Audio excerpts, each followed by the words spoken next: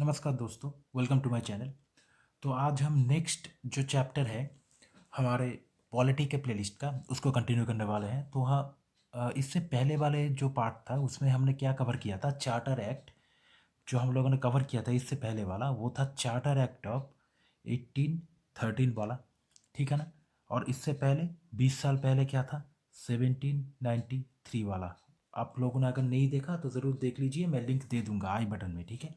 तो ये जो पूरा चार्टर एक्ट है ये हमेशा 20 साल के बाद आता है। मैंने आपको बोला है एक एक चार्टर एक्ट के बीच में 20 साल का गैप रहता है।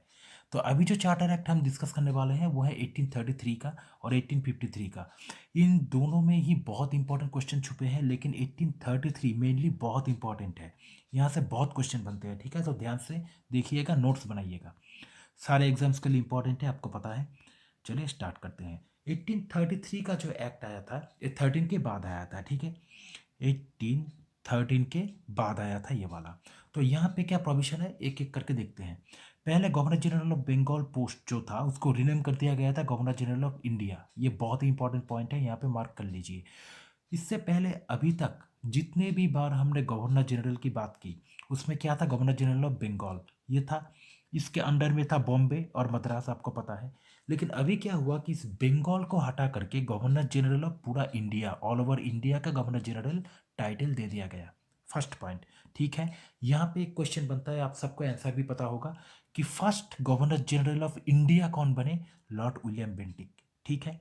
लेकिन यहाँ पे और एक क्वेश्चन बनता है, उसे मार्क कीजिए, जो होता है last last governor general of Bengal.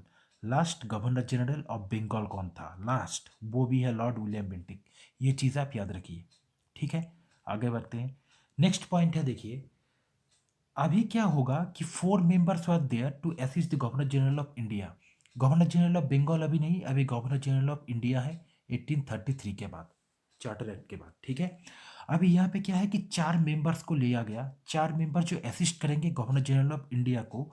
और जो 4 मेंबर्स में से फोर्थ मेंबर होंगे, लास्ट मेंबर, उनमें से जो एक मेंबर होंगे, फोर्थ मेंबर, वो क्या है, एक लॉ मेंबर होंगे। लॉ लॉ मेंबर मतलब एडवोकेट की तरह एक आदमी होंगे जो लीगल मैटर्स में गवर्नर जनरल ऑफ इंडिया को हेल्प करने वाले हैं, ठीक है, लीगल मैटर्स में। बात समझ में आ गई। 4 मेंबर में से एक मेंबर जो फोर्थ मेंबर होगा वो एक लॉ मेंबर या फिर एक एडवोकेट की तरह काम करेंगे, और वो गवर्नर जनरल ऑफ इंडिया को असिस्ट करेंगे लीगल मैटर्स में डिसीजन लेने के लिए, ठीक है। यहाँ पे ये नाम याद रखिए कि सबसे पहला, मतलब ये जो फोर्थ मेंबर था उनका नाम क्या था, लॉर्ड मैकाउले। इनका नाम इतना इंपॉर्टेंट क्यों है, क्योंकि इनके ही नाम पे इसके बाद हम जब हिस्ट्री जब स्टार्ट करेंगे तो एक बहुत इंपॉर्टेंट, मतलब एक्ट तो एग्जैक्ट नहीं बोलेंगे, एक कॉन्सेप्ट है जो उन्होंने दिया था, वो है downward filtration theory, DFT, downward filtration theory. बहुत ही इंपॉर्टेंट है, इसके बारे में हम बाद में डिस्कस करेंगे, ये चीज़ याद रखिए।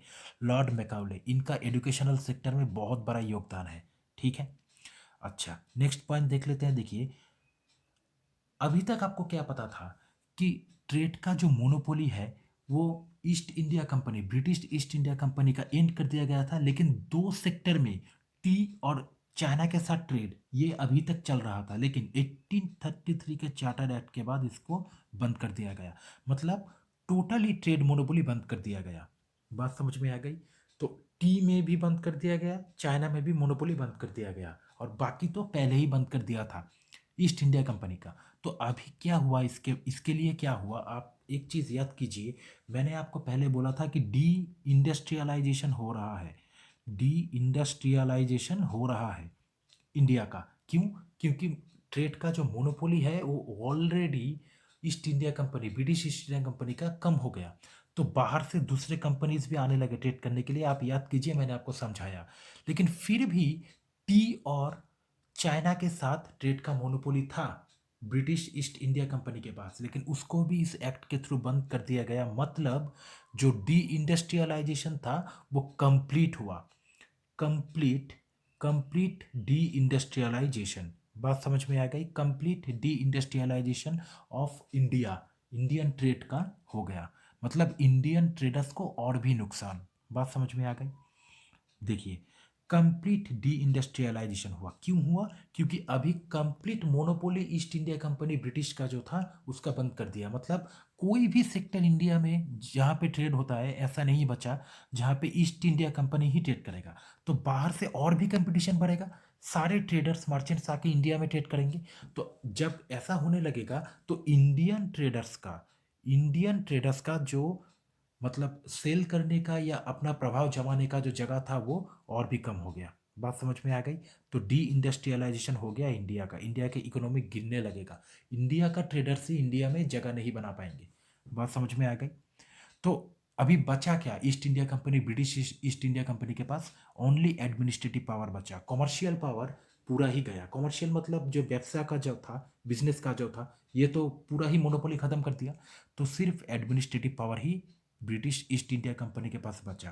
ठीक है, नेक्स्ट पॉइंट देखिए, फोर दीवानी कोड। ठीक है, दीवानी कोड बनाया गया था 1833 के चार्टर एक्ट में। कहाँ कहाँ पे? पटना, मुर्शिदाबाद, ढाका और कलकत्ता। ये नाम आप याद रखिए, फोर दीवानी कोड बना दिया गया। इन चार दीवानी कोड को, इसको याद रखिए, बाद में इन चार दीवानी कोड को हटा करके क्या आ गया? High court. हाई कोर्ट का प्रोविजन आया। तब तो हाई कोर्ट नहीं था, लेकिन इसके बाद हाई कोर्ट बन गया इन चार को हटा के। उस टाइम पे ये चार दीवानी कोर्ट बने थे। ठीक है, इसके बाद देखिए, Indians also got the permission to appear for civil service examination. ठीक है, विदाउट एनी डिस्क्रिमिनेशन, मतलब कोई भी डिस्क्रिमिनेशन छोड़ के, ना कोई भेदभाव नहीं, इंडियंस को भी अब जगह दी गई सिविल सर्विस एग्जामिनेशन में बैठने के लिए। इससे पहले क्या था? यूरोपियंस को ज़्यादा प्रेफरेंस था, लेकिन अभी इंडियंस को भी जगह मिल गया। डिस्क्रिमिनेशन तो होगा ही नहीं, पहले भी बंद कर दिया था लॉर्ड कॉर्नवालिस के टाइम पे, लेकिन अभी इंडियंस को भी एक जगह मिल गया सिविल सर्विस पे अपियर होने के लिए विदाउट एनी डिस्क्रिमिनेशन। बात समझ में आ गई? नेक्स्ट पॉइंट देखते हैं। देखिए, तो इतना ही था इंपॉर्टेंट पॉइंट्स 1833 से, इससे बाहर आपको कुछ नहीं पढ़ना है। अब charter act, last charter act जो है उसको हम देखेंगे। लास्ट चार्टर एक्ट वो है 1853 का चार्टर एक्ट। इसके बाद चार्टर एक्ट तो नहीं आया। ठीक है, देखिए 1833 में था, उसके फिर 20 ईयर्स बाद 1853 में आया। ठीक है, पहला प्रोविजन क्या है? फाइनली क्या हुआ कि open system of recruitment civil service में आने लगा। ओपन सिस्टम ऑफ रिक्रूटमेंट मतलब ही क्या है? अभी का जो आईएएस है ना, उसके साथ आप कंपेयर कर सकते हैं कि ओपन मतलब रिक्रूटमेंट निकलेगा, उसके बाद एग्जाम होगा सबके लिए। ऐसा सिस्टम आने लगा 1853 के चार्टर एक्ट आने के बाद। ठीक है, सिविल सर्विसेज में। नेक्स्ट पॉइंट क्या है कि इंडियन लेजिस्लेटिव काउंसिल, इस नाम को याद रखिए, इंडियन इंडियन लेजिस्लेटिव काउंसिल नाम का एक काउंसिल 6 मेंबर का, जहाँ पे सिर्फ इंडियंस रहेंगे, इसको बनाया गया। 6 मेंबर्स का एक इंडियन लेजिस्लेटिव काउंसिल बनाया गया, आउट ऑफ विच, जहाँ में से 4 members were to be appointed from Bengal, Bombay, Madras and Agra. ये नाम आप याद रखिए। मतलब इंडियन लेजिस्लेटिव काउंसिल नाम का एक बॉडी बनाया गया। लेजिस्लेटिव काउंसिल मतलब जो लॉ मेकिंग है। लेजिस्लेटिव का मतलब ही होता है लॉ मेकिंग।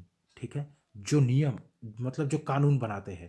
और एडमिनिस्ट्रेटिव का मतलब क्या होता है? जो एडमिनिस्ट्रेशन करते हैं, उस नियम को लागू करते हैं, एग्जीक्यूट करते हैं। ठीक है, तो लेजिस्लेटिव बॉडी बनाया गया इंडियन लेजिस्लेटिव काउंसिल।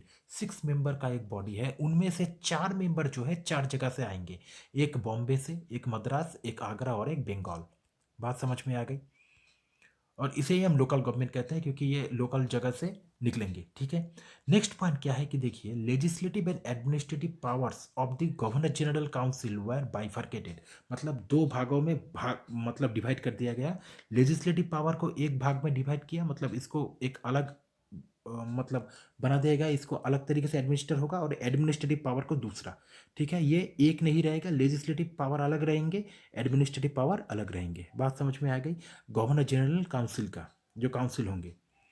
तो ये सारा पॉइंट्स बहुत इंपॉर्टेंट है। नेक्स्ट पॉइंट में हम मूव करते हैं। देखिए, मैकाउले कमेटी। मैकाउले ये नाम कहाँ पे आपने पढ़ा था? ये 4th मेंबर था ना, 4th मेंबर काउंसिल का, जो गवर्नर जनरल ऑफ इंडिया को असिस्ट करेंगे। ठीक है ना, लॉ मेंबर। तो ये मैकाउले का कमेटी एक बना, अपॉइंटेड फॉर 1854 वुड्स डिस्पैच। बहुत ही इंपॉर्टेंट टर्म है वुड्स डिस्पैच, 1854 का वुड्स डिस्पैच हम देखेंगे इसको। इसका मतलब क्या है? वुड्स डिस्पैच से आप याद रखें, यहाँ से ही एक चीज़ बना। क्या बना? Magna Carta, MAGNA, Magna Carta, CARTA of Indian education, Indian education. बात समझ में आ गई। Magna Carta of Indian education Wood's dispatch को ही कहते हैं। बहुत ही इंपॉर्टेंट पॉइंट है ये। मैकाले कमेटी 1854 में अपॉइंट हुआ और ये वुड्स डिस्पैच उन्होंने ही लाया था। बात समझ में आ गई। तो इतना ही था इंपॉर्टेंट पॉइंट्स, मैंने जल्दी से कवर कर दिया। इससे बाहर कुछ नहीं है, आप यकीन मानिए। एक एक पॉइंट्स जो मैंने अभी बोला, इसको मैं धीरे धीरे करके जब लेक्चर्स आएंगे उसमें लेता रहूँगा, ठीक है। आप नोट्स बनाइए, पढ़ते रहिए। Thank you.